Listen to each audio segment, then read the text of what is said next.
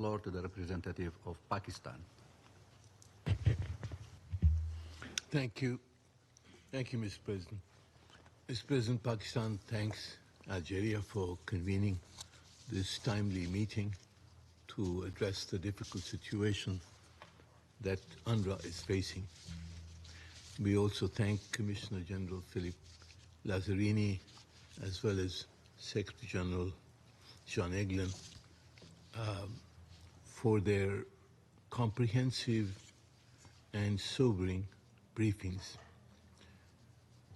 These briefings have highlighted the urgent need for international action to provide humanitarian assistance to and to safeguard UNRWA's humanitarian mission in the occupied Palestinian territories, particularly in Gaza. We would like to thank all humanitarian agencies who are working in Gaza to address the catastrophe that the Palestinian people are facing.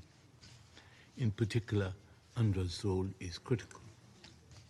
After witnessing 15 months of unimaginable death and destruction in Gaza perpetrated by Israel, the ceasefire agreement between Hamas and Israel, announced on 15 January 2025, offers a glimmer of hope. Pakistan has welcomed the agreement and deeply appreciates the mediatory efforts made by Egypt, Qatar, and the United States.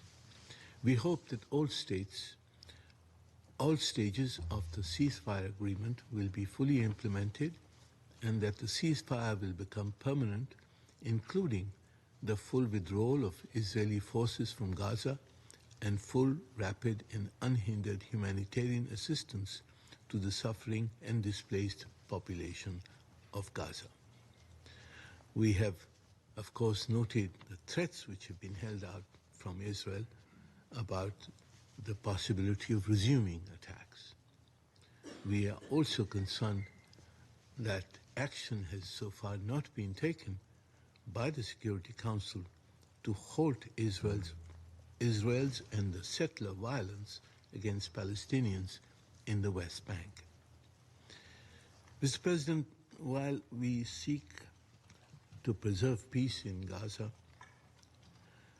and the West Bank, we should help the Palestinians develop a comprehensive plan for the provision of adequate humanitarian assistance as well as for the reconstruction of Gaza, as envisaged in Security Council Resolution 2735, and mobilize adequate international resources for their implementation.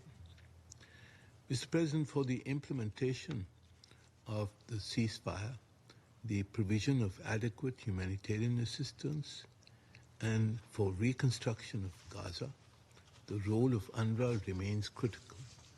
For over 7 decades, UNRWA has been a beacon of hope for millions of Palestinian refugees across the region. Allowing UNRWA to be dismantled will undermine the ceasefire agreement and derail any chance for Gaza's recovery and political transition. With its extensive network of schools, healthcare facilities, and humanitarian services, UNRWA remains unmatched and indispensable in its capacity to provide life-saving assistance, the resumption of education for hundreds and thousands of children, and the continued provision of healthcare to millions. It would also be critical for the reconstruction of Gaza. Mr. President, UNRWA and its heroic personnel have continued to operate within the occupied Palestinian territory, especially Gaza, in the face of directed attacks against them, in which 370 of their personnel have perished. The viability and survival of UNRWA is being threatened today by the implementation, I'm told within the next 48 hours, of the Israeli legislation adopted by the Knesset on 28 October 2024. This legislation banning UNRWA's activities violates the UN Charter, international law, and the advisory opinion of the International Court of Justice, of 19 July 2024. Israel has no right as the occupying power to close down any UN facility, in particular UNRWA's office in East Jerusalem, or any other UN international facility established in the occupied Palestinian territories under a mandate of the United Nations.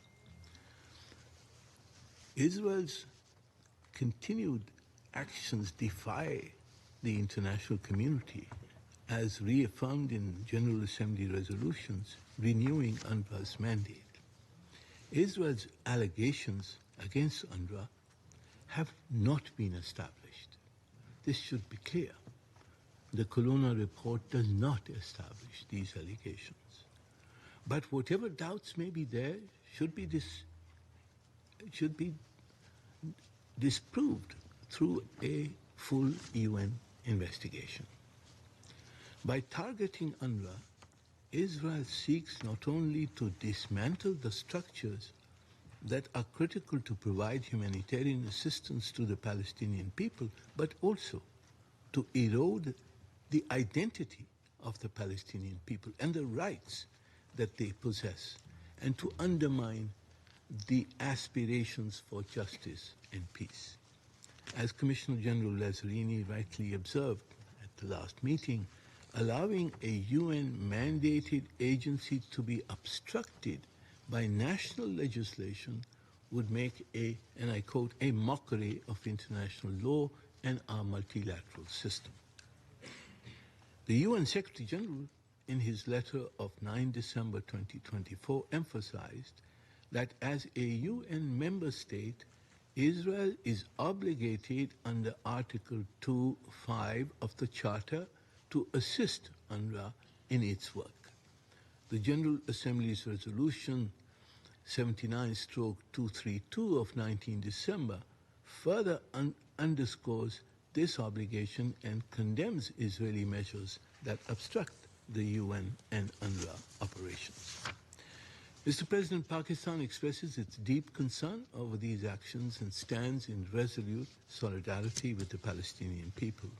We reaffirm our unwavering support to UNRWA's mission, rooted in GA Resolution 302 of 1949, which mandates the agency to carry out direct relief work for Palestinians pending a just solution to their plight in accordance with UN General Assembly Resolution 194. Finally, Mr. President, we must advance an inclusive political process to achieve the two-state solution. This remains the most promising, equitable, and feasible framework for durable peace between Israel and the Palestinians and the Arabs and the Muslim world. Pakistan will work to this end as a member of the Global Alliance for Implementation of the Two-State Solution. We must resist steps that are designed to extinguish the Palestinians' right to self-determination and statehood. We should instead take steps to make the two-state solution inevitable, including by global recognition of the State of Palestine and its early admission as a full member of the United Nations.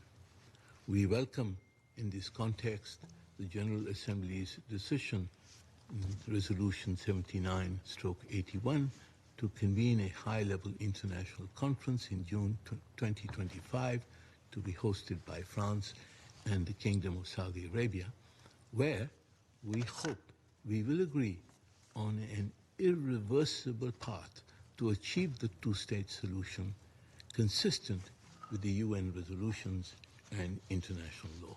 Thank you, Mr. President. I thank the representative of Pakistan